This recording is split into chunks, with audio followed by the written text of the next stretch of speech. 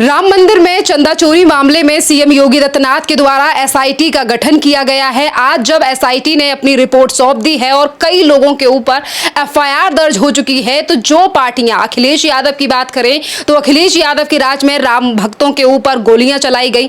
अरविंद केजरीवाल ने राम मंदिर को लेकर सवाल भी उठाए और इसी के साथ साथ वो प्राण प्रतिष्ठा में भी नहीं गए।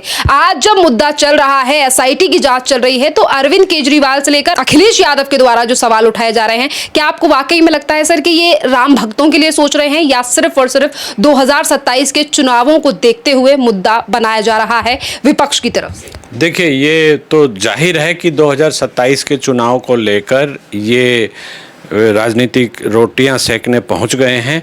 इनका राम भक्ति से कहीं कोई लेना देना नहीं। ये ऐसे दुष्ट लोग हैं जो राम भक्तों के ऊपर गोली चलवा सकते हैं, उनको मारकर सरयू नदी में फेंक सकते हैं, या यहाँ सुप्रीम कोर्ट में जब केस चल रहा था रामलला के मंदिर के लिए, तो उस समय वकीलों की फ़ौज अपोज कराने पहुँचा सकते हैं, लोगों के एफिडेविट दिलवा सकते हैं। हर तरह से कोशिश की है इन लोगों ने कि राम मंदिर ना बने और राम भक्तों का ये जो जन्म है वो वैसे ही व्यर्थ जाए।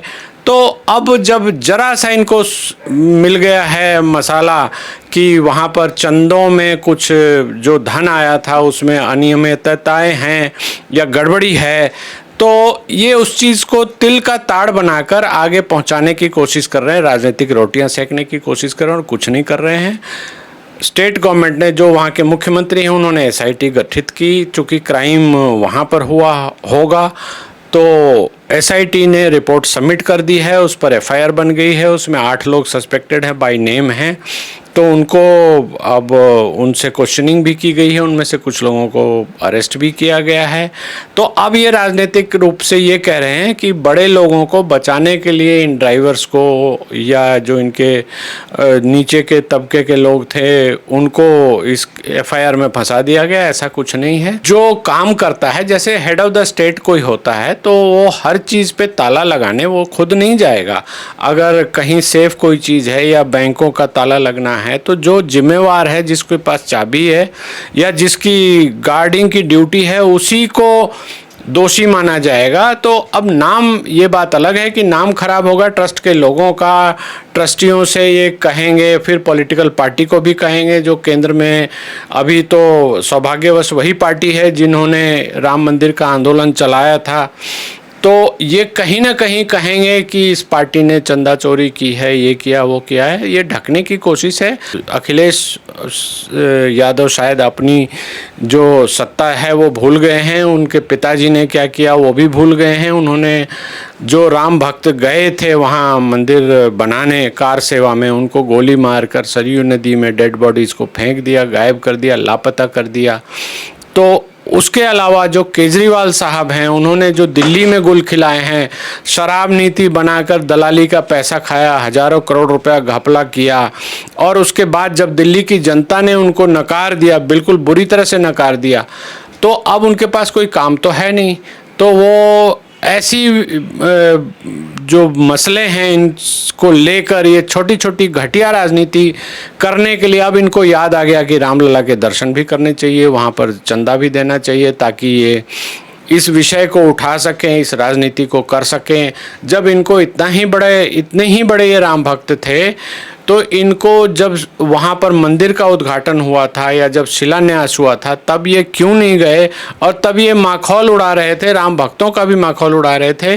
और अभी भी आप देखेंगे तो एक तरह से राम भक्तों का और जो कार सेवक हैं और जिन लोगों ने चंदा दिया है या जो भी दान किया है, उनका ये माखौल ही उड़ा रहे हैं। माहौल इस तरह से बनाने की कोशिश कर रहे हैं कि आपने गलत जगह पे, गलत हाथों में चंदा दिया।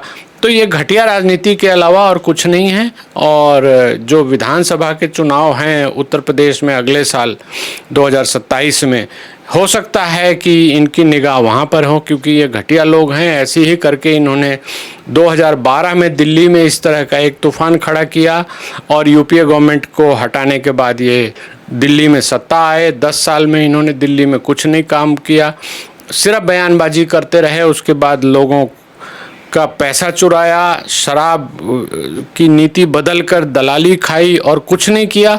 और जब दिल्ली के लोगों ने इनको नकार दिया है, तो अब ये वहाँ अयोध्या में राजनीति करने पहुँच गए हैं। कहीं ना कहीं इनकी अंदर से साठगांठ होगी, अखिलेश यादव के साथ साठगांठ होगी या कांग्रेस के साथ होगी कि हम ऐसे ऐसा करेंगे, आप इसका फ़ायदा उठाना। तो ये तो जाहिर है कि ये विदेशी ताकतों के इशारे पर ही काम करते हैं और कहीं ना कहीं एक बहुत बड़ा सिंडिकेट ऑपरेट कर रहा है जो इस मसले को बड़ा बनाने की कोशिश करेगा।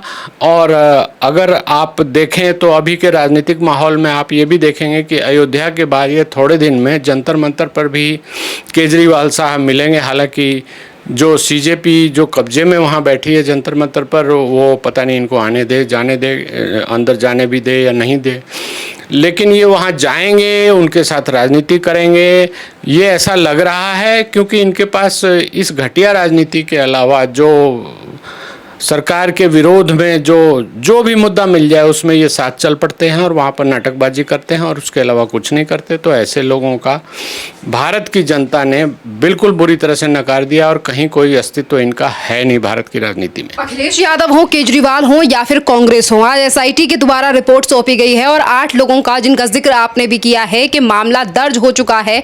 जब विपक्षी पार्टियां लगातार ये सवाल उठा रही हैं कि जिन लोगों के नाम आए हैं वो सिर्फ एक कवर अप के लिए है, तो आखिरकार अरविंद केजरीवाल या फिर वो कांग्रेस जिसने राम मंदिर के फैसले पर फिर से एक बार विचार करने के लिए 40 से ज्यादा वकील खड़े कर दिए थे, अगर इनको लग रहा है कि ये कवर अप के लिए मामला है तो कोर्ट क्यों नहीं जा रही है विपक्षी पार्टियां? सिर्फ मुद्दा यहीं तक है कि सिर्फ राजनीति हो, कोर्ट क्यों नहीं है? देखिए, कोर्ट तो ये जाएंगे नहीं क्योंकि एसआईटी ने जो रिपोर्ट दी है उसके ऊपर एफआईआर बन गई है और वहाँ पर कोर्ट में ये इनको एफिडेविट देना होगा, हलफनामा देना होगा, तो ये झूठ तो बोल नहीं सकते। अगर प्रूफ है तो कोर्ट, हाँ, सोशल मीडिया पर तो ये झूठ बोलकर निकल जाते हैं, बाद में बयानबाजी बदलने लगते हैं, चेंज करने लगते हैं। दिल्ली की जनता ने इनको 10 साल झेला है।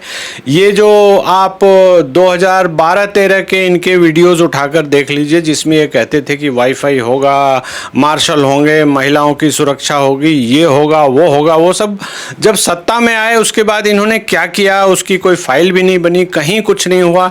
तो ये तो जाहिर सी बात है कि ये सिर्फ जनता के सामने झूठ बोलते हैं। तो ऐसे लोग, झूठे लोगों के लिए कोर्ट में कोई जगह नहीं होती है।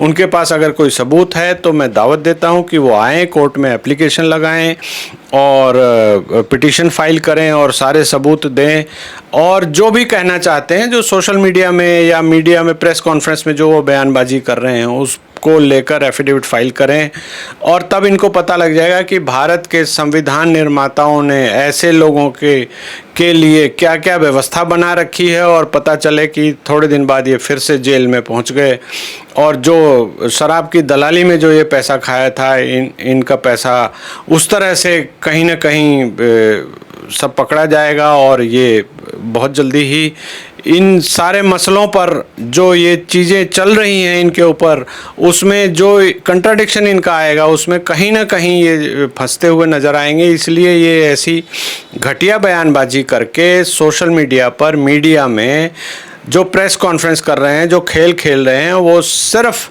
सुपरफिशियल लेवल पर एक घटिया राजनीति के अंतर्गत ये अपनी राजनीतिक रोटियां सेकने गए हैं वहाँ पर और कुछ नहीं करेंगे और इसके अलावा इनका कोई अस्तित्व नहीं है। अगर एसआईटी ने रिपोर्ट दे दी है, उस पर एफआईआर रजिस्टर हो गई है और एफआईआर पर कार्रवाई हो रही है, तो सारी जांच जो भी चलेगी उसमें जो उत्तर प्रदेश का शासन अभी है, आप देखेंगे उत्तर प्रदेश में जो शासन चल रहा है उस शासन के अंतर्गत जांच को बिल्कुल निष्पक्ष रूप से किया जाएगा और सब कुछ सामने आ जाएगा। अगर उनके पास कोई सबूत है तो वो जाकर वहाँ विटनेस बने और जाकर बताएं। उसको करने की बजाय ये सिर्फ प्रेस में जाकर स्टेटमेंट दे रहे हैं, नाटकबाजी कर रहे हैं, रामलला के दर्शन करने के नाटक कर रहे हैं। तो ये सब बहुत ज़्यादा दिन चलने वाला नहीं है। भारत की जनता अब डेमोक्रेटिकली बहुत ज़्यादा सशक्त हो चुकी है और संविधान निर्माताओं को पता था कि जब चुनाव होंगे तो किन किन मुद्दों पर वोट दिया जाएगा। तो ये सबको पता है, जो प्रशासन काम कर रहा है उनको ही वोट मिलेगा। अब अब अखिलेश यादव हों या अरविंद केजरीवाल हों, उनकी जो पैतरेबाजी है, जो नाटकबाजी है, वो सब कहीं चलने वाली नहीं है। केजरीवाल आज सवेरे जब अयोध्या पहुंचे तो अयोध्या के लोगों ने ही अरविंद केजरीवाल का पुतला जलाया और वहीं गो बैक के नारे भी अरविंद केजरीवाल के खिलाफ अयोध्या में लगाए गए। जिस तरीके से मुद्दे को भुनाने की कोशिश विपक्ष के द्वारा की गई 2027 के चुनावों को लेकर, तो क्या लग रहा है सर, आज जनता का जो रिस्पॉन्स आ रहा है विपक्ष को लेकर, क्या इन तमाम चीजों पर टिक पाएगा, इनके जो तमाम सवाल उठाए जा रहे हैं विपक्ष के? देखिए, आप उत्तर प्रदेश में कहीं भी चले जाइए, उत्तर प्रदेश एक बहुत बड़ा प्रदेश है, वहाँ पर कहीं भी आप चले जाइए, शहर में जाइए, गांव में जाइए, सुदूर गांव के अंदर चले जाइए, आपको ये सुनने को मिलेगा कि उत्तर प्रदेश में जो शासन चल रहा है, जो प्रशासनिक काम कार्य हो रहे हैं, वो बहुत अच्छे हो रहे हैं, लोग बहुत खुश हैं। तो वैसी दशा में इनको दिखाई दे रहा है कि हमारी घटिया राजनीति, जो चोरी की राजनीति हम करते थे, जिसमें हम दलाली खाते थे, वो राजनीति के लिए अब जगह नहीं है। तो ये कहीं ना कहीं धार्मिक भावनाओं को भड़काकर, सामाजिक विद्वेष पैदा करके या ऐसी हरकत करना चाहेंगे, करेंगे ही, और तब ये चाहेंगे कि उसकी राजनीति, जो अभी तक राम मंदिर से मतलब नहीं रखते थे, आज वो राम मंदिर के चंदे को लेकर सवाल। ये बहुत बड़ा हास्यास्पद विषय है। इन्होंने कभी 1 रुपया दिया हो पहले, तो इनका कोई मतलब नहीं बनता कि अब ये चंदे को लेकर ऐसी राजनीति करें कि चंदा में गड़बड़ी हो गई और बड़े लोगों को बचाया जा रहा है। ये सब बहुत घटिया चीज़ें हैं, इनको ये सब करना नहीं चाहिए। अगर ये कर भी रहे हैं तो जनता की नज़रों में ये गिरेंगे। जनता ने, अयोध्या की जनता ने आज इनका पुतला जलाया है, कल इनको भगा देगी या इनके कैंडिडेट को वहाँ चुनाव में हो सकता है ये कैंडिडेट तो खड़ा करेंगे ही, लेकिन कोई वोट ना मिले या जो दिल्ली में इनका हश्र हुआ है वैसा ही हो। तो ये सब अब आगे देखते हैं क्या क्या होगा इसमें।